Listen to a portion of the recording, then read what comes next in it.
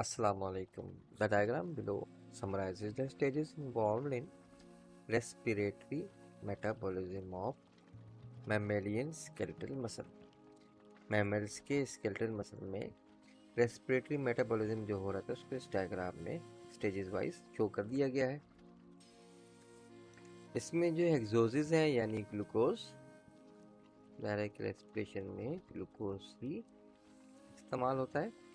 हेक्सोसिस यानी glucose, hexose -6 carbon stage 1 में बताया गया हेक्सोसिस है। इसके ऊपर इरेक्शन होगा, ट्रायोस फॉस्फेट बना स्टेज 2 में, फिर पायरुवेट बना, तो इसको हम कहते हैं ग्लाइकोलाइसिस।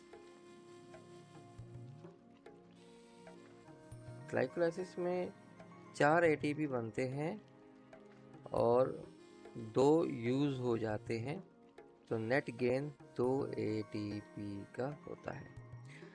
उसके बाद अगर ऑक्सीजन अवेलेबल है तो ये पायरुवेट आगे चला जाएगा और एसिटाइल कोएंजाइम में, और फिर ट्राइकार्बोक्सिलिक एसिड साइकिल यानी क्रेब्स साइकिल स्टार्ट हो जाएगा। फिर इलेक्ट्रॉन ट्रांसपोर्ट चेन, उसमें भी एटीपी बनते हैं। ऑक्सीजन बेसिकली यहाँ इस्तेमाल हो जाएगी, यानी इलेक्ट्रॉन ट्रांसपोर्ट चेन के एंड पे। और अगर ऑक्सीजन नहीं है तो ये पायरुवेट जो है वो लैक्टेट बना लेगा और लैक्टेट से मैलेट। उसके बाद क्या होगा, उसमें एक प्रोसेस होगा जिसमें NaDH2 की ऑक्सीडाइजेशन हो जाएगी, जो कि दोबारा इस्तेमाल हो जाएगा स्टेज 2 यानी ग्लाइकोलाइसिस में।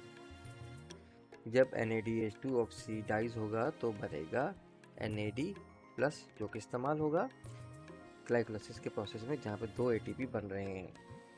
ये कब होता है, ऐसा क्यों करेगा हमारा ये जो मैमल्स का ये जो रेस्पिरेटरी सिस्टम है वो लैक्टेट बनाने क्यों लग जाएगा?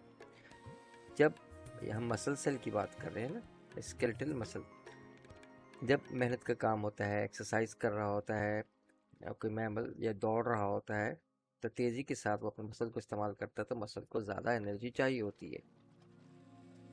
एनर्जी मिलती है एटीपी से, क्योंकि यहाँ हमने पढ़ा कि ग्लाइकोलाइसिस के प्रोसेस में 2 और ट्राइकार्बोक्सिलिक एसिड यानी क्रेब्स साइकिल के प्रोसेस में 2 और इलेक्ट्रॉन ट्रांसपोर्ट चेन यानी ETC में 34 एटीपी बनते हैं, तो टोटल एटीपी बनते हैं 38, जब क्या हो, ऑक्सीजन अवेलेबल हो। तो ये प्रोसेस इस तरह यूँ नीचे रन हो जाता है। मगर जब तेज़ी के साथ मसल मेहनत कर रहे होते हैं तो ऑक्सीजन बहुत तेज़ी के साथ फेफड़ों यानी लंग्स के ज़रिए ऑक्सीजन लेनी होती है और बहुत तेज़ी के साथ कार्बन डाइऑक्साइड खारिज करनी होती है। तो बहुत तेज़ी के साथ भागता हुआ इंसान या मैमल कोई सांस नहीं ले पाता, तो मसल्स को तो अपने फंक्शन के लिए एटीपी चाहिए। तो बॉडी जो है या सेल के अंदर रेस्पिरेशन का प्रोसेस जो है वो ब्रेक हो जाता है और पायरुवेट से एसिटाइल कोएंजाइम बनने की बजाय लैक्टेट बन जाता है। और वहाँ से फिर क्या होता है, लैक्टेट क्या करता है, लैक्टेट सिर्फ और सिर्फ इस NADH2 को, जो कि बन जाता है आफ्टर ग्लाइकोलाइसिस, उसको दोबारा से ऑक्सीडाइज करके NAD+ में कन्वर्ट करता है, जो कि ग्लाइकोलाइसिस के प्रोसेस में दोबारा से इस्तेमाल हो जाता है। अब देखें इसमें जो पाथवे है वो कितना छोटा हो गया, ये यहाँ से यहाँ।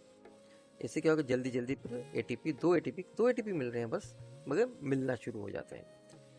अब ये पाथवे लंबा वाला जो है वो हमने यहाँ से कट कर दिया, क्यों, एक्सरसाइज हो रही है जिसको एटीपी, मसल्स को एटीपी चाहिए, तो वो इस शॉर्टकट तरीके से ले लेते हैं।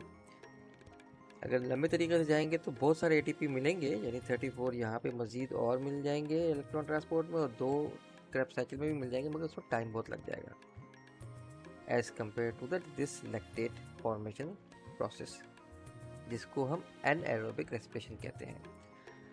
Lactate production is a means of regenerating NAD+ in anaerobic conditions। यहाँ पे ऑक्सीजन नहीं है या बहुत कम है, allowing glycolysis to persist, ताकि ग्लाइकोलाइसिस चलता रहे। और जब चलता रहेगा तो क्या करेगा, persist and generate some ATP यानी 2 ATP जनरेट करते रहेंगे। However, lactate itself is not a primary source of ATP production. ये बात हमें याद रखनी होती है कि लैक्टेट खुद ATP नहीं बनाता, वो सिर्फ NADH बनाएगा, जो कि NAD प्लस NAD आयन बनाएगा, जो कि इस्तेमाल हो जाता है ग्लाइकोलाइसिस में. However, lactate itself is not a primary source of ATP production. It is more a mean of temporarily dealing with the absence of oxygen until oxygen becomes available again for aerobic respiration, which is much more efficient at producing ATP. यानी 36 ATP मजीद glycolysis के बाद बनेंगे, total 38 बन जाएंगे. वो process होना लाजमी है, इसमें ज़्यादा ATPs मिलते हैं, तो मगर चूँकि जल्दी की ज़रूरत होती है, टेम्परेली डीलिंग करनी होती है कि ऑक्सीजन नहीं है, अब तेज़ी के साथ इंसान या जानवर या मैमल जो है वो ले नहीं पा रहा, ऑक्सीजन की कमी है, तो एनारोबिक कंडीशन क्रिएट हो जाती है. उसमें फिर लैक्टेट बना लेता है हमारा सेल पायरुवेट से, और लैक्टेट क्या करता है कि NAD प्लस बनाता है, जो कि वापस ग्लाइकोलाइसिस में इस्तेमाल होता है और 2 ATP दोबारा बन जाते हैं. तो ऑप्शन क्या है हमारे पास? Stage 3 in the diagram occurs in the mammalian muscle cell under anaerobic condition. Why is stage 3 necessary? Stage 3 necessary क्यों है? To detoxify pyruvate, नहीं, ये बात नहीं है. To form lactate which immediately converted to glycogen, ये glycogen यहाँ नहीं बनता, immediately तो बनता ही नहीं, बाद में बन सकता है ग्लूकोज के प्रोसेस में जाए तो. To oxidize the NADH2 facilitating stage 2. Stage 2 क्या ग्लाइकोलाइसिस? बिल्कुल यही आंसर है, ऑप्शन सी.